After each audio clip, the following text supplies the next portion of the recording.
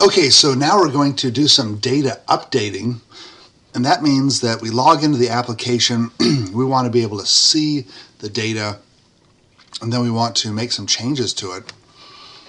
And so basically we want to first select the data so we can see it, and then we're going to change it so that we're using some forms that will allow us to change it and submit the changes. So we can start by just looking at our index page that we created in an earlier video, and we can just copy and paste the same PHP that is used to select. So I'm going to take this and select it, and just the PHP code here. Control C to copy it. I'm going to go to my secret PHP. So right now, when people go to my secret PHP and they log in, all they get is "you're logged in, fun." I want to change this so that they will see all of the cars that they have available to change. They'll be they'll be able to update them. So I'm going to go into the body where it says "you are logged in," and the picture, I'm going to get rid of that and just paste over that code that came from the index page.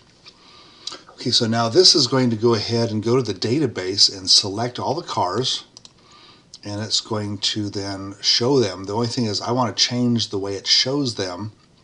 So instead of going through and showing the picture of all of them, I'm going to create a form.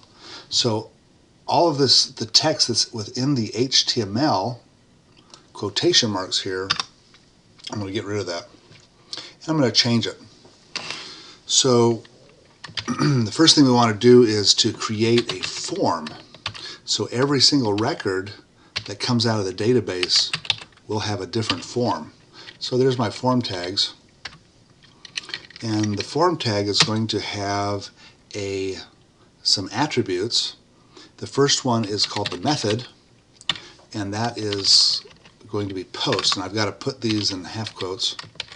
So our data will be posted to the web server.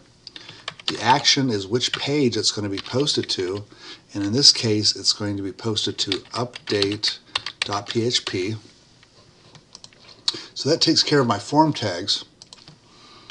And then I'm going to start creating some input tags. Now we're going to allow the user to change the make and model, or update the make and model, update the image, and update the price. And it's going to be based on ID. So I have to start by putting a hidden form in here that is not updatable. The person is not going to be able to change the ID, but when we go to update it, we want to make sure that the ID is there. So I'm going to create an input type that is equal to hidden. So the user cannot see it, the user cannot change it, and the value is going to be set to whatever, so it's $ID, whatever that ID is in the row. Okay, so that's the hidden input. Next thing we want to do is allow the user to change the make and model. So we'll put an input of type equals text. That'll create a text box. And we'll set the value equal to what's in the database, and that's $make and model. Now we got to put a name here as well. In fact, when we send this form to the server, we're going to extract the data based on the name. So I'm going to have the name be make and model as well.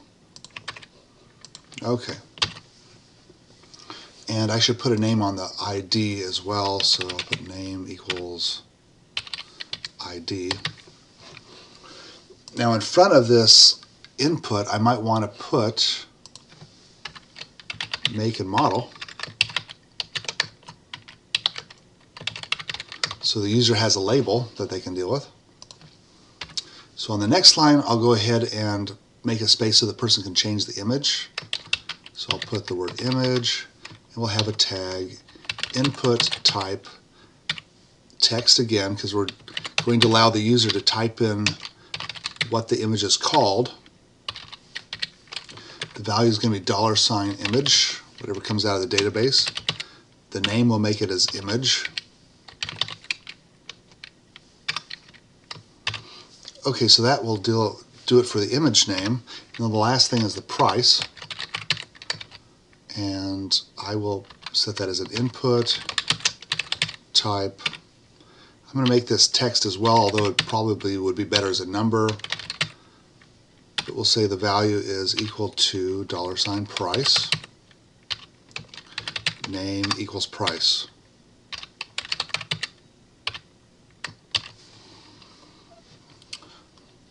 Lastly, we need a submit button.